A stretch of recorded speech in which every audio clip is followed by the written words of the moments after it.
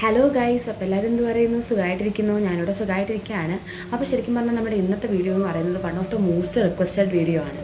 എൻ്റെ ഓണം സെലിബ്രേഷൻ വീഡിയോയുടെ താഴെയും ഒത്തിരി പേര് കമൻറ്റ് ചെയ്തിട്ടുണ്ട്, ചേച്ചി ഫസ്റ്റ് ഇയറിൽ നമ്മൾ കൊണ്ടുപോകേണ്ട എസെൻഷ്യൽസിനെ പറ്റിയിട്ട് ഒരു വീഡിയോ ചെയ്യാവോ എന്നുള്ളത്. ശരിക്കും പറഞ്ഞാലുണ്ടല്ലോടാ, എനിക്ക് വീട്ടിലിരുന്ന് വീഡിയോ ചെയ്യാനേ ഇപ്പോൾ പറ്റത്തുള്ളൂ.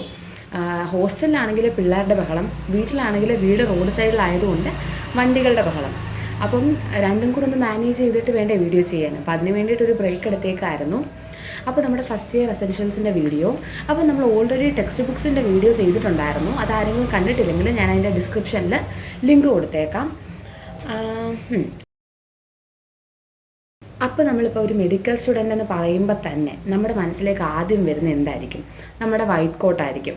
അപ്പോൾ എസെൻഷ്യലായിട്ട് നമുക്ക് ഇപ്പോൾ എൻ്റെ കോളേജിൽ, അതായത് ഞാൻ പഠിക്കുന്നത് ശ്രീനാരായണ മെഡിക്കൽ കോളേജിലാണ്. നമ്മുടെ കോളേജിലെന്ന് പറയുമ്പോഴത്തേക്കും കോളേജിൽ നിന്ന് തന്നിട്ടുണ്ടായിരുന്നു കോട്ടും കാര്യങ്ങളൊക്കെ. പക്ഷേ ഞാൻ BDSന് പഠിച്ചിട്ടുണ്ടായിരുന്നു ഏകദേശം 2 ആഴ്ച സമയത്ത്. അവിടെ എന്ന് വെച്ച് കഴിഞ്ഞാൽ നമ്മളെല്ലാം വെളിയിൽ നിന്ന് മേടിക്കണം. പിന്നെ രണ്ടും തമ്മിലുള്ള ഒരു ഡിഫറൻസ് ആണ് ഞാൻ പറയുന്നത്. അപ്പോൾ നിങ്ങളുടെ കോളേജിൽ എങ്ങനെയാണെന്ന് അന്വേഷിച്ചിട്ട് സീനിയേഴ്സിനോട് അന്വേഷിക്കാമല്ലോ. ഇപ്പോൾ നിങ്ങൾ അഡ്മിഷൻ എടുക്കുന്ന സമയത്ത് സീനിയേഴ്സിനോട് ചോദിച്ചിട്ടുണ്ടാവാം. സാധാ ഗവൺമെൻറ് കോളേജിലൊക്കെ ആണെങ്കിൽ നിങ്ങൾ വെളിയിൽ നിന്ന് മേടിക്കുന്നതായിരിക്കും നല്ലത്. കാരണം ഒരു ഗവൺമെൻറ് കോളേജിൽ എംപ്ലോ ഇല്ലല്ലോടാ. സെൽഫ് ഫിനാൻസിങ് കോളേജിലല്ലേ നമുക്ക് എംപ്ലോവും കാര്യങ്ങളൊക്കെ ഉള്ളത്. നിങ്ങൾ എൻ്റെ വീഡിയോസൊക്കെ കണ്ടിട്ടുണ്ടെങ്കിൽ അറിയാം, ഇവിടെ ശ്രീനാരായണ ഗുരുവിൻ്റെ ഒരു എംപ്ലോ ഉണ്ട്. അതുപോലെ PK ദാസിലാണെങ്കിൽ ഒരു എംപ്ലോ ഉണ്ട്. അന്നേരം ഗവൺമെൻറ് മെഡിക്കൽ കോളേജിലാണെങ്കിൽ അങ്ങനത്തെ സീനൊന്നുമില്ല. നിങ്ങൾക്ക് വെളിയിൽ നിന്ന് ഏപ്രൺ മേടിക്കാവുന്നതാണ്. അപ്പം അങ്ങനെ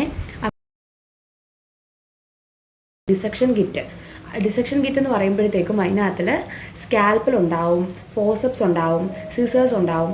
അപ്പോൾ ഈ സംഭവം എന്ന് വെച്ച് കഴിഞ്ഞാൽ നമ്മളിപ്പോൾ ഡെഡ് ബോഡി ഇല്ലേടാ, ഡെഡ് ബോഡിയെ നമ്മൾ മെഡിക്കൽ സ്റ്റുഡൻസ് കെഡാവർ എന്ന് പറയും. ആ കെഡാവറിനെ ഡിസെക്റ്റ് ചെയ്തിട്ട് നമ്മൾ പഠിക്കും. ഡിസെക്റ്റ് ചെയ്യാന്ന് വെച്ച് കഴിഞ്ഞാൽ നിങ്ങൾ 12th മറ്റേ കോക്രോച്ചിനെയും ഫ്രോഗിനെയൊക്കെ ഡിസെക്റ്റ് ചെയ്യാന്ന് കേട്ടിട്ടില്ലേ? സംഭവം അത് തന്നെ. നമ്മൾ അവരെ കീറി മുറിച്ച് പഠിക്കും. കീറി മുറിച്ച് അതിനകത്തുള്ള artery, Wayne, liver, lungs, heart, അങ്ങനെ എല്ലാ ഓർഗൻസും നമ്മൾ പഠിക്കും. അപ്പോൾ ഈ കീറാൻ വേണ്ടിയിട്ട് നമുക്ക് കുറച്ച് ഇൻസ്ട്രുമെൻറ്റ്സ് വേണം. അതാണ് ഈ സ്കാൽപ്പലും ഫോർസെപ്സും കാര്യങ്ങളൊക്കെ. അപ്പോൾ അതെന്ന് പറയുന്നത് BDSലായിരുന്നപ്പോഴത്തേക്ക് ഞാൻ വെളിയിൽ നിന്ന് മേടിക്കുകയായിരുന്നു ചെയ്തത്. അതേസമയം ഞങ്ങളുടെ കോളേജിലെന്ന് പറയുമ്പോഴത്തേക്ക് അത് മേടിക്കേണ്ടി വന്നിട്ടുണ്ടായിരുന്നില്ല.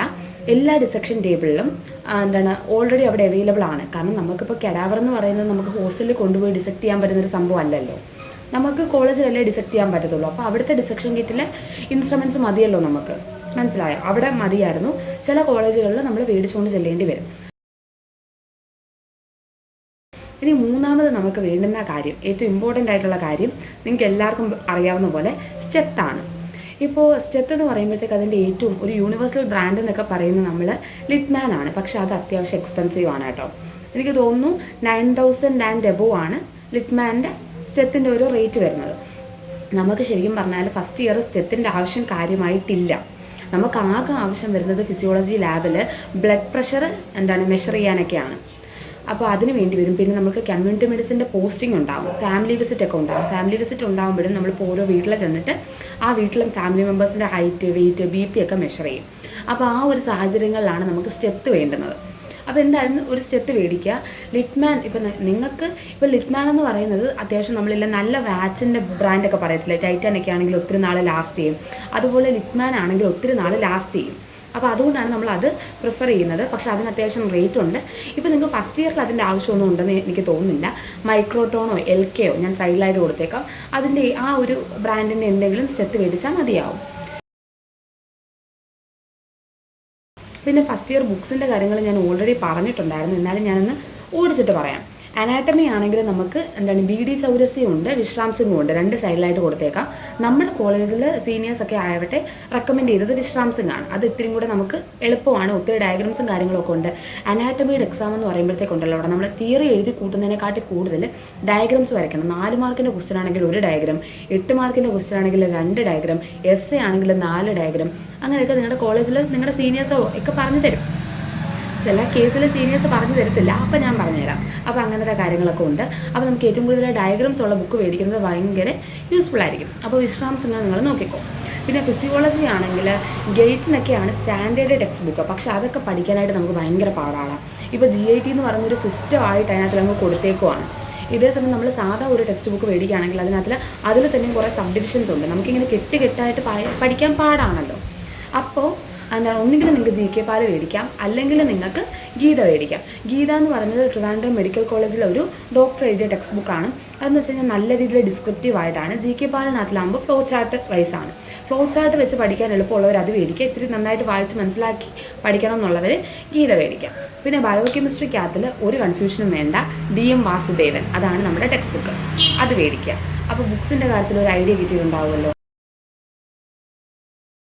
ചേച്ചി ഐപാഡ് വേണോ എന്നൊക്കെ ചോദിച്ചിട്ടുണ്ട്. എടാ, ഐപാഡ് അല്ലാതെ സാധാ ടാബ് ഒന്നും ഇല്ലേ? ഐപാഡ് എന്നൊക്കെ പറയുന്നത് സാധാ വീട്ടിലൊരു കൊച്ചിനെ അഫോർഡ് ചെയ്യാൻ പറ്റുന്ന സാധനമൊന്നും അല്ല. അപ്പോൾ ഐപാഡ് തന്നെ വേണമെന്നില്ല, നിങ്ങൾക്ക് പഠിക്കാനായിട്ട് ടാബ് ആയാലും മതി. ഇപ്പം ഞാൻ പറയട്ടെടാ, നമുക്ക് എക്സാം ആകുമ്പോഴത്തേക്കും ഇപ്പോൾ ഞാൻ പറഞ്ഞല്ലോ, ഫിസിയോളജി ടെക്സ്റ്റിൽ GK പാലിൽ ഫ്ലോ ചാർട്ടുണ്ട്, ഗീതയിൽ ഡിസ്ക്രിപ്റ്റീവ് ആയിട്ടുണ്ട്. അപ്പോൾ ചിലപ്പോൾ നമുക്ക് ആ ഒരു പർട്ടിക്കുലർ ടോപ്പിക്ക് ഫ്ലോ ചാർട്ടായിട്ട് പഠിക്കാനായിരിക്കും ഇഷ്ടം. അപ്പോൾ നമുക്ക് ആ ഒരു കേസ് കൊണ്ട് ഒരു GK പാല് മേടിക്കാൻ പറ്റത്തില്ലല്ലോ. അങ്ങനത്തെ കേസിൽ നമുക്ക് ഈ ടാബ് മേടിക്കുകയാണെങ്കിൽ അതിനകത്തിൽ നമുക്ക് സ്റ്റോർ ചെയ്തിടാം. അതായത് ഈ GK പാലിൻ്റെ PDF നമുക്ക് സ്റ്റോർ ചെയ്തിടാം. ഈ സകലമാന ടെക്സ്റ്റ് ബുക്കിൻ്റെയും PDF നമുക്ക് ഫ്രീ ആയിട്ട് അവൈലബിൾ ആണ്. ഇപ്പോൾ കുറച്ച് പേര് ചോദിക്കും, എന്നാൽ പിന്നെ ടെക്സ്റ്റ് മേടിക്കേണ്ട കാര്യമുണ്ടോ? എടാ, ഇത് നിങ്ങൾ വിചാരിക്കുന്ന കളിയല്ല. നമുക്ക് എന്തായാലും ടെക്സ്റ്റ് ബുക്ക് വേണം. നിങ്ങൾക്ക് അപ്പം തന്നെ, അതായത് കുറച്ച് കാര്യങ്ങൾ ടാബ് നോക്കുമ്പോൾ തന്നെ നിങ്ങൾക്ക് ആ ഒരു ടെക്സ്റ്റ് ബുക്കിൻ്റെ ഇമ്പോർട്ടൻസ് മനസ്സിലാവും. അപ്പോൾ ഇങ്ങനത്തെ കേസിലൊക്കെ നമുക്ക് 2-3 ടെക്സ്റ്റ് ബുക്ക്, കാരണം പഴയ സ്കൂളിലെ പോലല്ല, NCERT മാത്രമല്ല, പല പല ടെക്സ്റ്റ് ബുക്ക് ഉണ്ട്, പല പല ഓതേഴ്സിൻ്റെ പല പല ടെക്സ്റ്റ് ബുക്ക് ഉണ്ട്. അപ്പോൾ നമുക്ക് അതൊക്കെ യൂട്ടിലൈസ് ചെയ്ത് പഠിക്കണം എന്നുണ്ടെങ്കിൽ ഒരു ടാബ് ആവശ്യമാണ്, ടാബോ ലാപ്ടോപ്പോ ആവശ്യമാണ്. ടാബ് ആണെങ്കിൽ ഇപ്പോൾ നമുക്കിങ്ങനെ കയ്യിലെടുത്ത് വെച്ച് ഇങ്ങനെ പഠിക്കാം. ലാപ്ടോപ്പ് ആണെങ്കിൽ നമ്മൾ ഇങ്ങനെ ഇറങ്ങി നിന്ന് നോക്കണം. അപ്പോൾ അങ്ങനത്തെ ബുദ്ധിമുട്ടുണ്ട്. ക്യാരി ചെയ്യാനൊക്കെ ടാബ് ആണെങ്കിൽ ഇത്തിരി കൂടെ ഈസി ആയിരിക്കും. പിന്നെ കുറച്ച് പേര് പറയുന്നുണ്ട് ഐപാഡിനകത്തിലാണെങ്കിൽ നമുക്ക് എഴുതിയൊക്കെ പഠിക്കാം എന്നുള്ളത്. അതിനിപ്പോൾ ഐപാഡൊന്നും വേണമെന്നില്ല, സാധാ ഒരു നോട്ട്ബുക്ക് തുറന്നങ്ങ് എഴുതി വെച്ച് പഠിച്ചാൽ മതി. ഞാൻ അങ്ങനെ പറഞ്ഞല്ലടാ, ഈ ഐപാഡൊക്കെ വേണമെന്നൊക്കെ പറയുമ്പോഴത്തേക്ക് ഇപ്പോൾ ഒരു സാധാ ഒരു നോർമൽ ഫാമിലിയിൽ നിന്ന് വരുന്ന ഒരാൾക്ക് അതൊക്കെ അഫോർഡ് ചെയ്യാൻ ഭയങ്കര ബുദ്ധിമുട്ടായിരിക്കും. ഇതൊന്നും മസ്റ്റായിട്ടുള്ള കാര്യമൊന്നും അല്ലടാ. നമുക്ക് സാധാ ഒരു ടാബ് മതി. സാധാ ഒരു ടാബ് തന്നെ ആവശ്യമില്ല. ലാപ്ടോപ്പ് ഉണ്ടെങ്കിൽ ലാപ്ടോപ്പ് മതി. ഇത് രണ്ടും ഇല്ലാത്തവരാണെങ്കിൽ വിഷമിക്കേണ്ട. പിന്നെ നമുക്ക് ലാപ്ടോപ്പിൻ്റെ ആവശ്യം ശരിക്കും പറഞ്ഞാൽ ഒരു MBBS ലൈഫിൽ ഉണ്ടടാ. കാരണം എന്ന് വെച്ച് കഴിഞ്ഞാൽ ഇപ്പോൾ നമുക്ക് പ്രസൻറ്റേഷൻസ് ഒക്കെ വരും. ഇപ്പോൾ നമ്മുടെ സ്കൂളിലെ പോലല്ല, നമുക്ക് കൂടുതലും കുറേ ടോപ്പിക്സ് ടീച്ചേഴ്സ് സ്പ്ലിറ്റ് ചെയ്ത് തന്നിട്ട്, ഇപ്പോൾ എൻ്റെ ടോപ്പിക്ക് ഇപ്പോൾ 116, എൻ്റെ റോൾ നമ്പർ 116 ആണ് കേട്ടോ. നമ്മുടെ കോളേജിൽ 150 സ്റ്റുഡൻസ് ഉണ്ട്. 116 ഈ ടോപ്പിക്ക് പ്രസൻറ്റ് ചെയ്യും, 117 ഈ ടോപ്പിക്ക് പ്രസൻറ്റ് ചെയ്യും. അങ്ങനെ കുറച്ച് ടോപ്പിക്സ് തരും. അപ്പോൾ നമുക്കത് പ്രസൻറ്റ് ചെയ്യണം എന്നുണ്ടെങ്കിൽ പവർ പോയിൻറ്റിൽ നമ്മൾ ഫോണിലാണെങ്കിലും നമുക്കിപ്പോൾ പ്രസൻറ്റേഷനൊക്കെ ഉണ്ടാക്കാൻ പറ്റും. പക്ഷെ പ്രസൻറ്റ് ചെയ്യുമ്പോൾ നമുക്ക് മറ്റേ പവർ പോയിൻ്റ് സംഭവം ഉണ്ടല്ലോ, നമ്മൾ സ്ക്രീനുമായിട്ട് കണക്ട് ചെയ്യണം എന്നുണ്ടെങ്കിൽ നമുക്ക് ലാപ്ടോപ്പിൻ്റെ ആവശ്യമുണ്ട്. ചിലടത്ത് സ്മാർട്ട് TV ഉണ്ട്, അപ്പോൾ അതിൻ്റെ ആവശ്യം വരത്തില്ല. അപ്പോൾ അങ്ങനെ, അയ്യോ അതിൻ്റെ പേര് ഞാൻ മറന്നു പോയടാ. നമ്മൾ ആ ഒരു സ്ക്രീനിൻ്റെ സംഭവം ഇപ്പം ഞാൻ ഓർക്കുന്നില്ല. ഞാൻ എന്തായാലും സൈഡിലായിട്ട് കൊടുത്തേക്കാം. അതുമായിട്ട് കണക്ട് ചെയ്യണമെന്നുണ്ടെങ്കിൽ നമുക്ക് ലാപ്ടോപ്പ് വേണം. അതിപ്പോൾ നിങ്ങൾക്ക് ലാപ്ടോപ്പ് വേണമെന്നില്ല. നമ്മുടെ ബാച്ചിൽ എന്തായാലും ആർക്കെങ്കിലുമൊക്കെ ലാപ്ടോപ്പ് കാണും. അവരുടെ ലാപ്ടോപ്പിൽ ഇപ്പോൾ നമ്മൾ ഫോണിൽ പവർ പോയിൻറ്റ്, ഇപ്പോൾ നമ്മൾ അങ്ങനെയാണ് ചെയ്യുന്നത്. ആദ്യം എന്ന് വെച്ച് കഴിഞ്ഞാൽ എല്ലാവർക്കും ലാപ്ടോപ്പും കാര്യങ്ങളൊക്കെ ഉണ്ടായിരുന്നു. ഇപ്പോൾ എന്ന് വെച്ച് കഴിഞ്ഞാൽ കുറേ പേരുടെ അവിടെയാണ്, കുറേ പേരുടെ ഇവിടെയാണ്. അപ്പോൾ നമുക്ക് ആകെ ഞങ്ങളുടെ ശരത്തിൻ്റെ ലാപ്ടോപ്പാണ് നമ്മുടെ ബാച്ചിൽ 30 പേര് ഉപയോഗിക്കുന്നത്. എന്ന് വെച്ച് കഴിഞ്ഞാൽ നമ്മൾ PPT അവൻ്റെ ഫോണിൽ നിന്ന് അവൻ്റെ ലാപ്ടോപ്പിലോട്ട്, അവൻ്റെ മെയിൽ ID സെൻഡ് ചെയ്യും. എന്നിട്ട് അവൻ്റെ ലാപ്ടോപ്പ് വെച്ച് കണക്ട് ചെയ്ത് നമ്മൾ പ്രസൻറ്റ് ചെയ്യും. പിന്നെ ഈ ടെക്സ്റ്റ് ബുക്കൊക്കെ ഇത്തിരി വലുതായിട്ട് കാണാൻ വേണ്ടിയിട്ട്, ഇപ്പോൾ നമുക്ക് ഫോണാണെങ്കിൽ നന്നായിട്ട് സൂം ചെയ്ത് പാടുപെടുമല്ലോ. അതുകൊണ്ടാണ് ഈ ടാബിൻ്റെ കാര്യം പറയുന്നത്. അത് നിങ്ങൾ ചിന്തിച്ച് തീരുമാനിക്കുക. നിങ്ങൾക്ക് ലാപ്ടോപ്പ് ആണെങ്കിൽ നമുക്ക് ഈ പ്രസൻറ്റേഷൻ്റെ സമയത്തൊക്കെ യൂസ്ഫുൾ ആയിരിക്കും. ഇൻ കേസ് നമുക്ക് ആ പ്രൊജക്ടർ വർക്ക് ചെയ്യുന്നില്ലെങ്കിൽ നമുക്ക് ലാപ്ടോപ്പിൽ നിന്ന് നോക്കി തന്നെ പ്രസൻറ്റ് ചെയ്യാം. ഇപ്പോൾ നിങ്ങൾ വിചാരിക്കും, എടാ നമ്മുടെ പഴയ സംഭവമൊന്നുമല്ല, ഒരു പ്രസൻറ്റേഷൻ്റെ സ്ലൈഡ് എന്നൊക്കെ പറഞ്ഞ് ഒരു മിനിമം 38-40 പേജൊക്കെ കാണും. നമുക്ക് അത്രയും കാണാതെ പഠിച്ച് ഈ ഓഡിയൻസിന് മുന്നിൽ പ്രസൻറ്റ് ചെയ്യുക എന്ന് പറയുന്നത് ടാസ്ക്കാണ്. നമുക്ക് കാണാതെ പഠിക്കാൻ പറ്റും, അതിനപ്പുറം നമ്മൾ പഠിച്ച് പരീക്ഷ എഴുതുന്നവരാണ്. പക്ഷേ ഈ ഓഡിയൻസിന് മുന്നിൽ നമുക്കൊരു ബുദ്ധിമുട്ടായിരിക്കും. അപ്പോൾ നമ്മുടെ ഒരു കോൺഫിഡൻസിനും പിന്നെ അവർക്ക് നേരിട്ട് ഡയഗ്രാംസ് ഒക്കെ കണ്ട് മനസ്സിലാക്കാനുമായിട്ടാണ് നമ്മൾ ഈ ലാപ്ടോപ്പിൽ പ്രസൻറ്റ് ചെയ്യുന്നത്. അപ്പം നമുക്ക് പ്രൊജക്റ്റിൽ പ്രൊജക്റ്റ് ചെയ്ത് അവർക്കും നമ്മുടെ കൂടെ വായിക്കാമല്ലോ. അതാണ് സംഭവത്തിൻ്റെ പർപ്പസൊക്കെ. അപ്പം ടാബ് ആണെങ്കിൽ നമുക്കിപ്പോൾ ഒരു വലിയ ഓഡിയൻസിനെ ഫേസ് ചെയ്ത് ടാബ് വെച്ച് കഴിഞ്ഞാൽ അവർക്കും ഒന്നും കാണാൻ പറ്റത്തില്ല. ഇപ്പോൾ സ്പെക്സ് ഒക്കെ യൂസ് ചെയ്യുന്ന എന്നെപ്പോലുള്ള ആളുകൾക്കാണെങ്കിൽ അവർക്കും ശരിക്കും ഒന്ന് നോക്കി വായിക്കാനൊക്കെ ബുദ്ധിമുട്ടായിരിക്കും. അപ്പോൾ അങ്ങനത്തെ സാഹചര്യങ്ങളിൽ ലാപ്ടോപ്പ് യൂസ്ഫുള്ളാണ്. ക്യാരി ചെയ്യുന്ന കാര്യത്തിൽ ടാബ് യൂസ്ഫുള്ളാണ്. കയ്യിലൊക്കെ എടുത്ത് വെച്ചൊക്കെ നമുക്ക് ടാബ് ആണെങ്കിൽ യൂസ് ചെയ്യാം. അപ്പോൾ നിങ്ങൾ അങ്ങനെ തീരുമാനിക്കുക. പിന്നെയെന്ന് വെച്ച് കഴിഞ്ഞാൽ നമ്മൾ പാലയിലോ സൈലത്തിലോ റേസിലോ അങ്ങനെ ഒന്നും പഠിക്കുന്നത്ത ഒരു സാഹചര്യമല്ല ഇതെന്ന് വെച്ച് കഴിഞ്ഞാൽ കോളേജാണ്. അപ്പോൾ നമുക്ക് ഈ ബ്യൂട്ടി കോൺഷ്യസ് ആയിട്ടുള്ള ആളുകൾക്ക് അത്യാവശ്യം മേക്കപ്പ് പ്രൊഡക്ട്സും കാര്യങ്ങളൊക്കെ കൊണ്ടുപോകാം. നിങ്ങളുടെ സൗകര്യത്തിനെല്ലാം കൊണ്ടുപോകാം. എടാ നമുക്ക് ഹിസ്റ്റോളജി എന്ന് പറയുന്ന ഒരു സംഭവമുണ്ട്. അനാട്ടമിയിൽ ഒരു സബ്ജക്റ്റാണ് ഹിസ്റ്റോളജി. ആ ഹിസ്റ്റോളജിയിൽ നമുക്ക് ഒത്തിരി ഡയഗ്രാംസ് വരയ്ക്കാനുണ്ട്. ഓരോ സർക്കിള് റെക്കോർഡിലുണ്ടാവും. അതിൽ നമ്മൾ ഇപ്പോൾ ലെങ്സ് എന്ന് എഴുതിയിട്ടുണ്ടെങ്കിൽ ലെങ്സിൻ്റെ ഹിസ്റ്റോ ഡയഗ്രാം നമ്മൾ അതിനകത്ത് വരയ്ക്കണം. അത് നമ്മൾ സാധാ പെൻസിൽ കൊണ്ടല്ല നമ്മൾ വരയ്ക്കുന്നത്. ഇയോസിനും ഹെമറ്റോക്സിലും എന്ന് പറയുന്ന 2 കളറുള്ള പെൻസിലുണ്ട്, അത് വെച്ചാണ് നമ്മൾ വരയ്ക്കുന്നത്. അപ്പോൾ അതിന് തന്നെ നല്ല അത്യാവശ്യം ഒരു പെൻസിലിന് 100 റുപ്പീസ് വരുന്ന റേഞ്ചിലുള്ള പെൻസിലും ഉണ്ട്, ഒരു പെൻസിലിന് 8 രൂപ വരുന്നുള്ള രീതിയിലുള്ള പെൻസിലും ഉണ്ട്. 100 രൂപയുടെ പെൻസിലും ഉണ്ട്, 8 രൂപയുടെ പെൻസിലും ഉണ്ട്. അപ്പോൾ ഈ 100 രൂപയുടെ പെൻസിലാണെങ്കിലും നമുക്ക് വരച്ച് കഴിഞ്ഞ് കഴിഞ്ഞാൽ മായ്ക്കാനായിട്ട് പാടായിരിക്കും, ഇറേസ് ചെയ്ത് കളയാനായിട്ട് പാടായിരിക്കും. 8 രൂപയുടെ 10 രൂപയുടെ പെൻസിലാണെങ്കിൽ ഇത്തിരി കൂടെ എളുപ്പമായിരിക്കും. മറ്റേതിന് ഇത്തിരി കൂടെ ബ്രൈറ്റ് കളറായിരിക്കും, ഇത് ഇത്തിരി ലൈറ്റ് കളറായിരിക്കും. അപ്പോൾ എന്തായാലും നിങ്ങൾ തൽക്കാലം 8 രൂപയുടെ പെൻസിൽ മേടിച്ചുകൊണ്ട് പോവുക. അവിടെ ചെന്നിട്ട് മറ്റേത് നിങ്ങളുടെ ഫ്രണ്ട്സൊക്കെ യൂസ് ചെയ്യുമ്പോൾ അതാണ് നല്ലതെന്ന് തോന്നുവാണെങ്കിൽ അത് വാങ്ങിക്കുക. കോളേജിൽ കണ്ണിങ്ഹാം വേണമെന്ന് പറയും. അതെന്ന് വെച്ച് കഴിഞ്ഞാൽ നമ്മുടെ ഡിസെക്ഷൻ്റെ സംഭവങ്ങളാണ് കേട്ടോ, ഡിസെക്ഷൻ്റെ റൂട്ടും കാര്യങ്ങളൊക്കെ. ഇപ്പം നമ്മൾ ഹാൻഡാണ് ഡിസെക്ട് ചെയ്യുന്നതെങ്കിൽ എവിടുന്ന് ഡിസെക്ട് ചെയ്യണം, നമ്മളെ സ്കിൻ ഫ്ലാപ്പ് എങ്ങനെ സംഭവം ഇതാക്കണം, അതൊക്കെ പറയുന്നൊരു ബുക്കാണ്. ചില കോളേജിൽ കണ്ണിങ്ഹാമും ഡിസെക്ഷൻ കിറ്റും ഇല്ലെങ്കിൽ അവർ ഡിസെക്ഷൻ ഹോളിലോട്ട് കയറ്റത്തില്ല. അപ്പോൾ നിങ്ങൾ അന്വേഷിച്ചിട്ട് അതും കൂടെ മേടിക്കുക. മേടിച്ചെന്ന് വെച്ച് ദോഷമുള്ള കാര്യങ്ങളൊന്നുമല്ല, പക്ഷേ ഇത് നമുക്ക് ഫസ്റ്റ് ഇയറിൽ മാത്രമേ യൂസ് ചെയ്യാൻ പറ്റത്തുള്ളൂ. കുറേ പേരിൻ്റെ അടുക്ക മാരോയുടെ സബ്സ്ക്രിപ്ഷൻ വേണോ ചേച്ചി, പ്രൊപ്പലാഡറിൻ്റെ സബ്സ്ക്രിപ്ഷൻ വേണോ എന്നൊക്കെ ചോദിക്കുന്നുണ്ട്. മാരോ പ്രൊപ്പലാഡർ പോയിട്ട് നിങ്ങൾക്ക് ടെക്സ്റ്റ് ബുക്ക് തന്നെ വായിച്ച് തീർക്കാനുള്ളൊരു സമയം ഫസ്റ്റ് ഇയർ കിട്ടത്തില്ല. പിന്നെ നല്ല രീതിയിൽ സിസ്റ്റമാറ്റിക്കായിട്ട് നിങ്ങൾക്ക് പഠിക്കാൻ ആഗ്രഹം ഉണ്ടെങ്കിൽ നിങ്ങൾ മേടിച്ചോ. പക്ഷേ തൽക്കാലം ഇപ്പോൾ കോളേജിൽ ചേരുന്നതിന് മുന്നേ ഈ 78,000 ഒക്കെ വെച്ച് ഇത് മേടിക്കുന്നതിനെക്കാട്ടി ഉപരി നിങ്ങൾ അവിടെ ചെന്നിട്ട് നിങ്ങൾക്ക് ഇതൊക്കെ ഉപയോഗിക്കാനുള്ളൊരു സമയം കിട്ടുന്നുണ്ടോ, സാഹചര്യം കിട്ടുന്നുണ്ടോ എന്ന് അന്വേഷിച്ചിട്ട് മാത്രമേ ഇതൊക്കെ മേടിക്കുക. സാധാരണ നമ്മൾ 3rd ഇയറിലോ ഫൈനൽ ഇയറിലൊക്കെയാണ് മാരോ പ്രൊപ്പലാഡർ അങ്ങനത്തെ സബ്സ്ക്രിപ്ഷനൊക്കെ എടുക്കുന്നത്. എന്നിട്ട് പോലും നമുക്ക് അതിനകത്തിൽ അത്ര കോൺസെൻട്രേറ്റ് ചെയ്യാൻ പറ്റത്തില്ല. അത്രയും എക്സ്ട്രാ ഓർഡിനറി ആയിട്ടുള്ള ആളുകളാണ് അതൊക്കെ ഫോക്കസ് ചെയ്യുന്നത്. എനിക്ക് ചെയ്യണം എന്നൊക്കെ ആഗ്രഹമുണ്ട്, പക്ഷേ മടിയാണ് ഗൈസ്. ഇപ്പോൾ ഇത്തിരി ഇങ്ങനെ പോയിട്ട് എന്തായാലും അവസാനം വെള്ളം കുടിക്കാനാണ്. MD എൻട്രൻസ് അത്യാവശ്യം നല്ല രീതിയിൽ ടഫാണ്. കുത്തിയിരുന്ന് പഠിക്കേണ്ടി വരും. കുത്തിയിരുന്ന് പഠിച്ചാൽ തന്നെയും കിട്ടത്തില്ല. ഇപ്പം നിങ്ങൾക്ക് ഊഹിക്കാമല്ലോടാ, ഇത്രയും കോമ്പറ്റീഷനിൽ വിൻ ചെയ്ത് വരുന്നവരുമായിട്ടാണ് നമ്മളിനി MD എൻട്രൻസിന് കോമ്പീറ്റ് ചെയ്യുന്നത്. അത്യാവശ്യം നല്ല രീതിയിൽ ടഫാണ്. അപ്പോൾ ഞാൻ പറഞ്ഞ പോലെ നിങ്ങൾ നിങ്ങളുടെ കോളേജിൽ ചെന്നിട്ട് ആ ഒരു അറ്റ്മോസ്ഫിയർ നിങ്ങൾക്ക് പഠിക്കാൻ ഒരു പറ്റുന്ന രീതിയിൽ, അതായത് മാരോ PGക്കൊക്കെ വേണ്ടിയിട്ട് പ്രിപ്പയർ ചെയ്യാനും കൂടെ കംഫർട്ടബിൾ ആണെന്ന് തോന്നുവാണെങ്കിൽ മാത്രം അങ്ങനത്തെ സബ്സ്ക്രിപ്ഷൻസും കാര്യങ്ങളൊക്കെ എടുത്താൽ മതി. ആദ്യം തന്നെ ഈ ടെക്സ്റ്റ് ബുക്കിൻ്റെ വോളിയം ഒന്നും കണ്ടിട്ട് നിങ്ങൾ ഞെട്ടാൻ നിൽക്കേണ്ട. കാരണം എന്ന് വെച്ച് കഴിഞ്ഞാൽ ഉണ്ടല്ലോ, നമുക്ക് ഈ 1 ഇയർ ഗ്യാപ്പിൽ ഇത്രയും അതിൻ്റെ ഒരു A to Z കവർ ചെയ്യാനായിട്ട് പാടാണ്. അത് ഇപ്പോൾ എല്ലാവർക്കും പാടാണ്. പക്ഷെ നമ്മളൊരു അഡ്ജസ്റ്റ്മെൻറ്റിലൊക്കെ അതങ്ങ് പഠിച്ചെടുക്കും.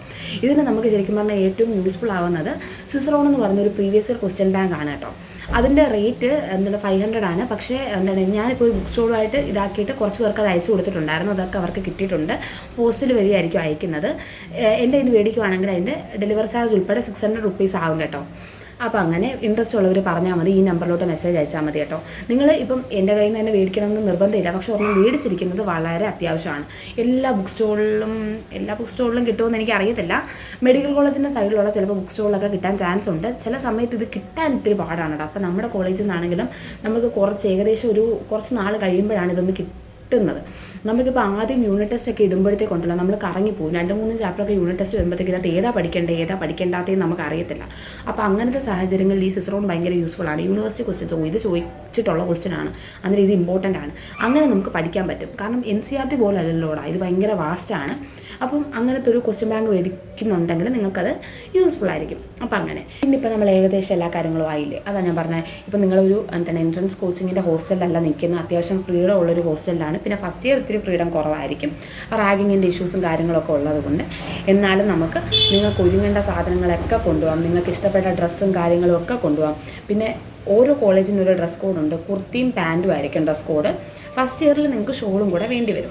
അപ്പോൾ അതൊക്കെ ഒന്ന് കരുതി മേടിച്ചുകൊണ്ട് പോകാം. ഫസ്റ്റ് ഇയർ എന്തായാലും ഏത് കോളേജിൽ നിങ്ങൾ പോയാലും ഷോൾ മസ്റ്റാണ്. അത് നമുക്ക് ഫസ്റ്റ് ഇയർ സ്റ്റുഡൻസിനെ സീനിയേഴ്സിനെ ഐഡൻറ്റിഫൈ ചെയ്യാനും ഫാക്കൽറ്റീസിനെ ഐഡൻറ്റിഫൈ ചെയ്യാനും വേണ്ടിയിട്ടുള്ളൊരു ട്രേഡ് മാർക്കാണ് സംഭവം ഷോൾ എന്ന് പറയുന്നത്.